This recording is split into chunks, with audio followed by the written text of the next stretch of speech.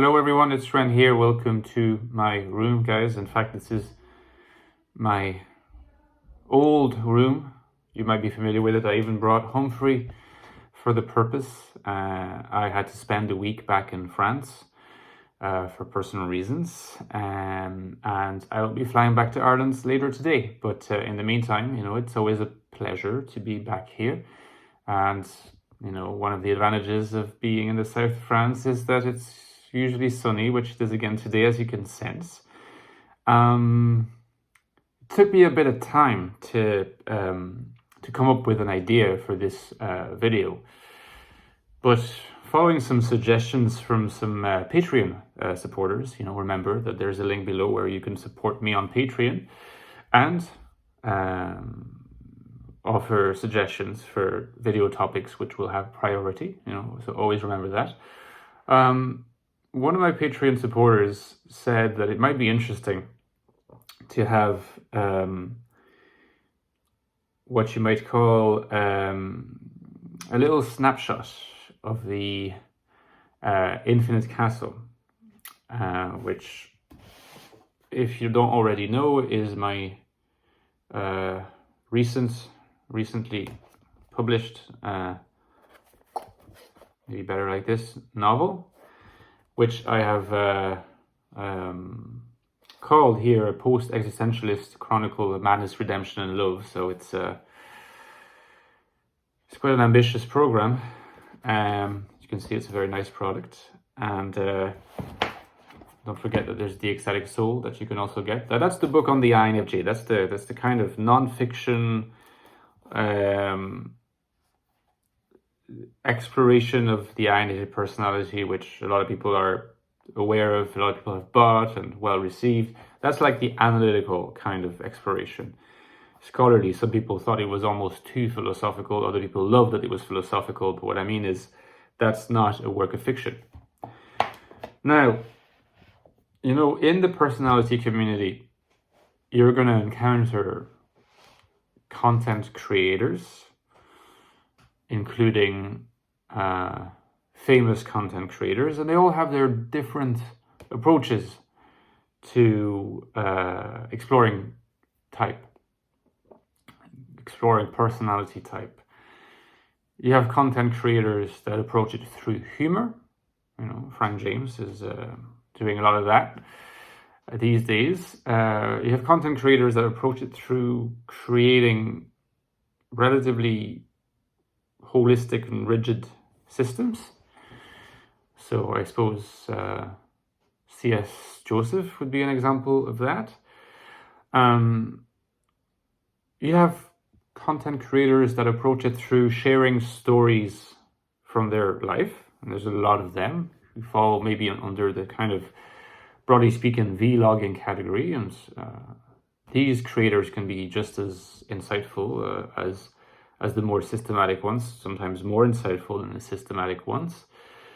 And then you have, I suppose, like a type of creator where I would place myself, which is a type of creator that does go into the systematic, or more so the philosophical and the technical, but with a certain absence of proclivity towards falling into a rigid system.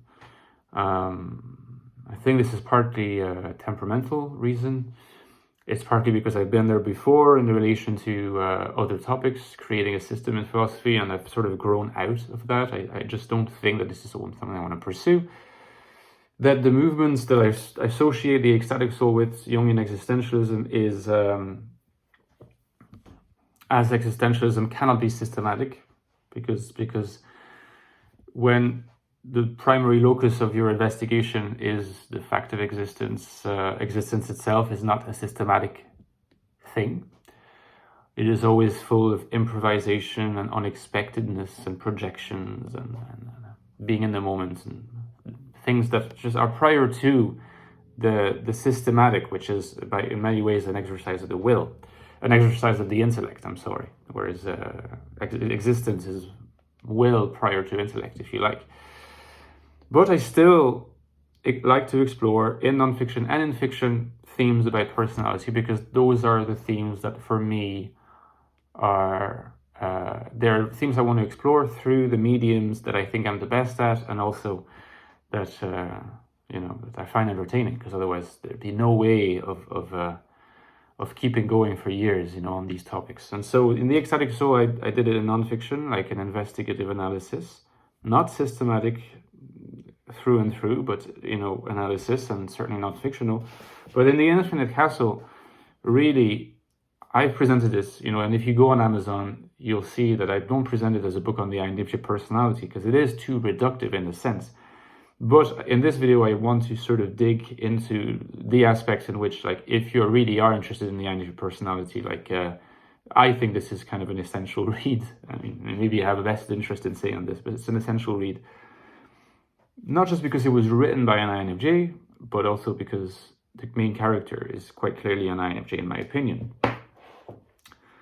And it's the main character that I want to focus on. I don't want to necessarily read extracts from the book, because I just would not be, I just wouldn't be comfortable just spoiling anything for you. Maybe at some point I will do a reading. If you guys think that this is a comfortable thing and that it wouldn't spoil anything, I could read an extract. But I just want to go into a little bit of why this character, and I try to not spoil either in what I'm going to share with you, but this character is what you could describe in the language of the Ecstatic Soul as an alienated INFJ, and why, if you think that this is a well-written character, a believable character, even though, his traits are really, really emphasized and kind of exaggerated in some ways for fictional purposes. I think that if you get this character, if you get where he's coming from, not only would you get better qualitative insight, not systematic, qualitative insight into what an INFJ personality is. And if there's a part of you that's underneath it all relates to a lot of that character, well, that might give a clue toward what your personality type is. You're either the same type or a very close type to that character. So why do I say that he is an alienated INFJ?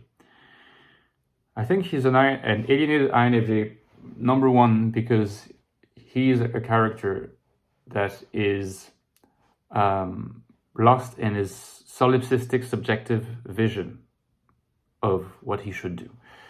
He is working for a government, but is clearly not interested in the job that he's doing. He does not have a very clear notion of what his mission in life, his vision in life is, but he's convinced that he has to act it out somehow. And that is characteristic of an alienated kind of type, because a more enlightened type would have got through the stage of actually clarifying what that vocation is, usually in interaction with other people.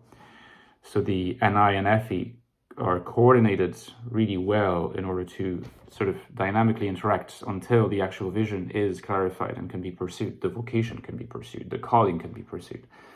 When the INFJ stays, for the most part, in the solipsism of introverted intuition, it's comfortable, it's a cocoon, it's anything you want to call it, but it is not going to connect you to other people. You're going to remain, in some sense, alienated from other people, in a state of haziness to other people, and the way that the main character constantly describes the people that he's interacting with, it's kind of pervaded and permeated with haziness through and through. I hope I succeed in conveying that in my descriptions. But at the same time, the irony is the existential mode of being in your NI is very much there, and it is there as just as much as it would be in the case of an enlightened INFJ. But because there hasn't been that interaction between NI and FE, between you and other people, or between the main character and the other people, openness to what they have to say, critical engagement backed up by TI also with what they have to say, when one has to say, how to update one's view in relation to what the others are saying, the vision is ironically atrophied. The vision is very much undeveloped. And so the character keeps behaving as if he has something that is very important that he must do. But he doesn't really know what it ought to be. And that only increases his alienation. Now, if you remember in the Ecstatic Soul, there is a big part of the book is about, or it's an important part of the book is about how engaging an inferior function in MBTI terms, in Jungian terms, is not something that's necessarily best to try to do directly, because the function's inferior, it's in the unconscious. You're not going to get it out of the unconscious and into the conscious arena by a snap of your fingers that easily. It's better to put yourself in conditions where that will happen naturally, even if it's indirect. And usually that's when you put yourself in extroverted situations, that's true. So a great way to do that is, again, to engage Effie. So there's a lot that turns around the channeling of the Effie function in the INFJ. For enlightenment, you could even argue that Effie is the most important function, because it is what allows you to inform and refine your vision. And it is what allows you, when you're interacting with other people, to sharpen your TI equipment in discussions, in clarifications. And it's also what allows you to have contact with the real world through the social engagement with others that you can actually do relatively consciously, with conscious control over what you're doing. And so you engage the SE function. So Effie is the key to the connection between all the different functions. NI, of course, NI in other ways, existentially and in other ways, is the central function in the INFJ's life. But NI, for this reason, is also the function that can isolate you from your other functions, isolate you from other people, keep you in this solipsism that doesn't lead to existential satisfaction. Ultimately, what you want is to be happy. To be happy is a very abstract concept, but we may agree that it consists in some kind of precognitive existential satisfaction with what you are, who you are, what you're doing. Effie is the key. At least that's what the Ecstatic Soul is essentially saying in a lot of ways. Everything is the key, but Effie is the major key. And that character in the Infinite Castle, that character does not like to engage his Effie. At least certainly not in the way that I suggest it should be engaged in the Ecstatic Soul. So he does interact with a lot of people, but his interaction is very hazy. And the Effie function remains repressed in a lot of ways. And the way that you notice, of course, is indirectly through the fact that the vision never really clarifies itself, that the introverted thinking is never sharpened internally through engagement with other people. It keeps playing on itself and on NI. So the NI and TI are keeping and interacting, refining a vision that is not really called to be refined in the first place. So you get a lot of fantasies, a lot of repetitions, a lot of strange behavior. The fact that Effie does not allow this indirect access to SE means the character is very characteristically has a strange relationship with his environment. Objects become a source of complete symbolic obsession for him. He becomes friends with objects. Objects speak to him. Objects have personalities. This is very much a sense of close to what you could be also describing as being in the grip of SE. Because SE is not integrated, SE is not individuated. You remember the path of individuation? I talked about that in a video not long ago. Consists in allowing among other things, of allowing all the functions to come to consciousness and to become differentiated as much as they can. It's going to be hard with SE for INFJs, but you can attain to a certain degree of individuation. In the case of the main character, Mr. Lynch, of his name, probably an indirect reference to David Lynch, because David Lynch has influenced my writing from the start. There are some clear Lynchian undertones in all of what I've written, for those who have, who are familiar and who are able to read carefully.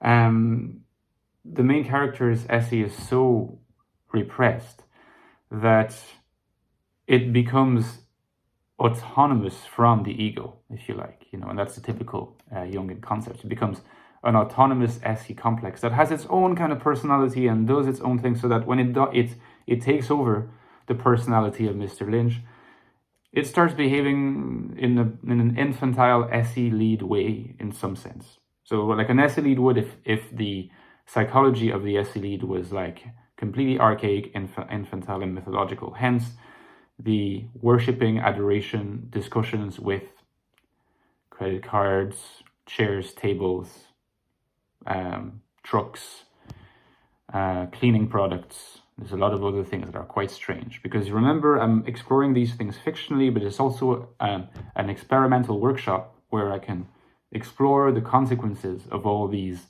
atrophied sides of the personality, splitting off of ideas, autonomous complexes, and so on.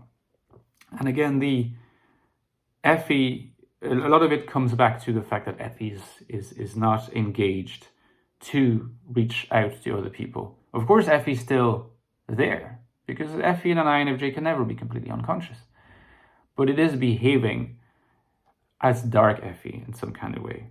So the character, and there are parallels in this, in a lot of works by Dostoevsky. I think that Dostoevsky is probably like the genius writer exploring like unhealthy dark Effie functions, and INFJs and ENFJs and so on, and ISFJs and ESFJs that just have this Effie that is not directed to other people, but toward, in a way, it's like it's staying with oneself and projecting fantasies about what other people are like. But because Effie cannot help being projected to other people, there end up being a lot of like strange, distorted types of reasoning and paranoid thoughts. So the character is extremely concerned about what other people think of him. He just imagines all sorts of things about what other people are going to do to him.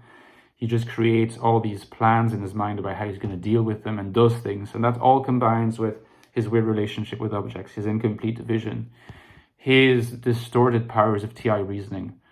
But you have this clear preoccupation with the others, because Effie can never stop caring about the others. When it's not enlightened, when it's repressed, when it's not engaged in the productive fashion that the Ecstatic Soul recommends, it's still very much present. But instead of being an opening up toward the other, it's more about being intimidated and concerned about the other is going to do to you, because you're not opening up. So the other remains alien and a source of danger. And so what you end up doing is trying to devise schemes to outdo them, to get them before they get you, even though it might all be in your head.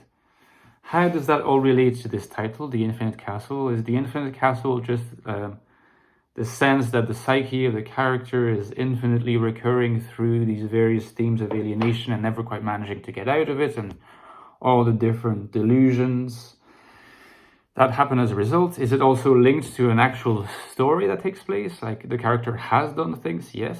He might be an unreliable narrator in some ways, but there are real things that are happening. It's not purely psychological. There's also deep reflections on time, on space, on life, death, the meaning of what you're doing, the meaning of, what you will be doing in the future, identity in the past, in the present, in the future, and some real, I believe, sincere explorations on love as well, even though they are distorted by the mind of someone who is not completely sane, you could argue, but is still, at the end of the day, a human being and an exploration of a human psyche. So hopefully that was interesting to you and might get you even more interested in reading the book, but I'll stop here because it's been a long video. I will talk to you next week. I will be back in Ireland. Likely not as much good weather as there is here. Don't forget my Patreon. There's a link down below, and I will see you then, guys. Enjoy the rest of your Sunday. Bye-bye.